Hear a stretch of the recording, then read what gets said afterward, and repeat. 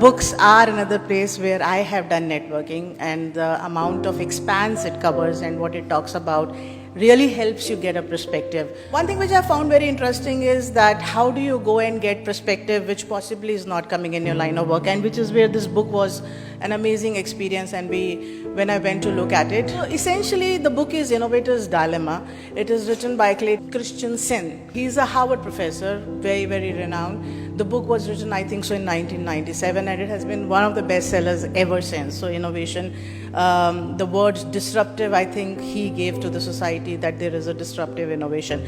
So in a very broad shell, first let me explain you what he talks about in the book. So he talks about three kinds of innovation. One is disruptive innovation. Disruptive innovation creates jobs, it creates growth, and it creates markets. Second is sustaining innovation. Sustaining innovation makes your life better. It makes the product better. So whatever you already have, it becomes better. And this is not undermining when I'm describing it. This is very important. Third is efficiency innovation. Efficiency innovation eliminates jobs. It takes things away from you. And that is how you save money and you possibly become more efficient to run the work. Now, logically speaking, all three innovations, if you will sit here and think about it independently, you'll have very clear sense of why all three are required. In the history of business, if you look at, in the last, let's say, 20, 30, 40 decades, despite two major or three major depressions coming in there, you would find that majority of the market and majority of the growth has happened because of disruptive innovation. Sustaining innovation possibly allowed us to remain profitable, and efficiency is what HR is asked to do every day. So now let's talk about what it means and why we have to look at it differently. It was a penny drop moment, going back to the efficiency innovation. I was, coming from where I come from, I a lot of times get asked, oh, we are going to do this automation, Ruchita. What are you going to do about it? So, I mean, if you're doing innovation, what do you need me to do about it? So I said, no, there'll be headcount cuts. What will you do? How will you handle this? There'll be jobs which will be lost. And at least to my credit, I never had to lead automation equal to any kind of job loss. So there is a way and there is a method to madness.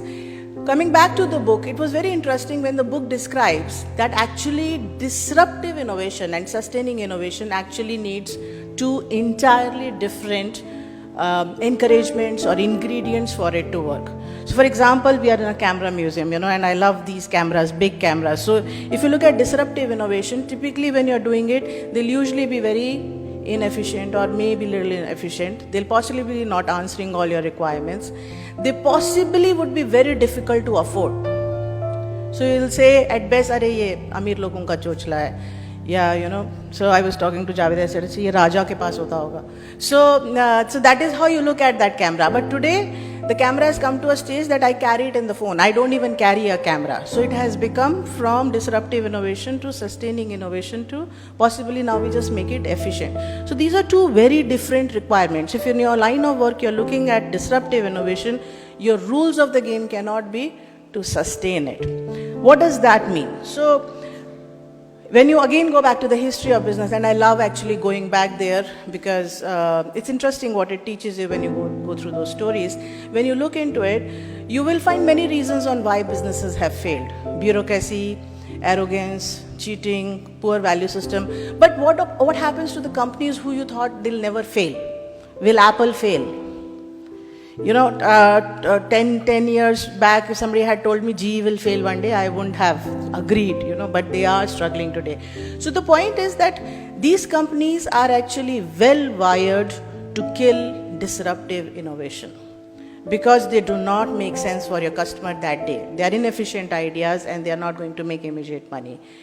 Third thing is that we think who takes the decision? Managers, senior executives, GMs, people like me. Actually, it is very interesting that the people below in the layers take decision. They will not let that idea come to you, which they do not believe makes sense. So even if you think you are the Turam Khan of disruptive innovation, it's not coming to you. It's just not coming to you. You will not be able to talk about it because you can't see it. And the third thing is very interesting is that because we are trying to make sense for the customer, we wait for the customer to ask for it.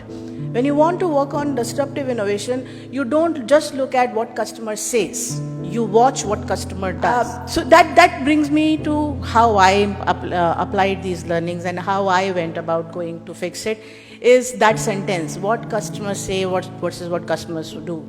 So customers say that HR is into rangoli making and nail polishing. But when we look at the customers, or in this case for me the employees, when I look at them, they want growth, they want learning, they want to develop. So we do that, but we want learning, we want to grow. And if I look at the PwC 2020 report on the talent trends, they say the biggest challenge companies are facing is upskilling and reskilling. Because you do not have the ability to lay off a person and hire another person. The change is that fast. It is changing in terms of technology, it is changing in terms of processes, it is changing in terms of what is asked out of you. How are you going to do this upskilling and reskilling? And that's where I think this book has helped me in many ways. So first thing I did, I started watching what my employees do. Watch very closely what they do, because that is where I get my clue of what I have to do and how I have to change things and what I have to do differently. One thing I change is I every year work on one big project with a startup. And boy, it's not easy, because most of the startups think they have thought of this awesome idea and hence they are awesome and hence they deserve the seat on the table. So they do deserve the seat on the table, nothing against them, but somebody has to apply and make sense out of it and tell 1800 people to follow it, or 2000 or whatever is the number. So I do work that, because that every time pushes me to question all my assumptions. It pushes me to look at the entire data to say, okay, how I have to do differently. And it has been a tremendous learning. So the other day one of my direct reports came and said, why do you have to always be Oxfordian around everything? Who will do this? We have never done this. How? You have to tell us how to do it. I have also not done it. I have no idea how to do it. We'll look into it and let's work on it together. That brings to the point, if you remember I made earlier, that companies are wired to kill good ideas. And this is where disruptive innovation has to be protected. So for me, meaning of pilot changed. Around 5 years back, had I met you, I would have said pilots are useless, because your pilot 90% time will succeed. You put your might behind it, you love your idea, you put your best set of people and you're watching like a hawk. Everybody knows you're watching it. It will succeed. That's the bias of pilot.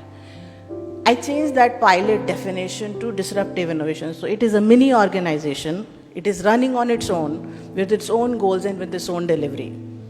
If I don't give them all these lifelines, which are called pilot biases, maybe I'm able to see the success of that organization, figure out the fine-tuning, and then move it to a larger scale. 2 out of 5 ideas possibly succeeded. So I needed the appetite of 3 out of 5 ideas to fail.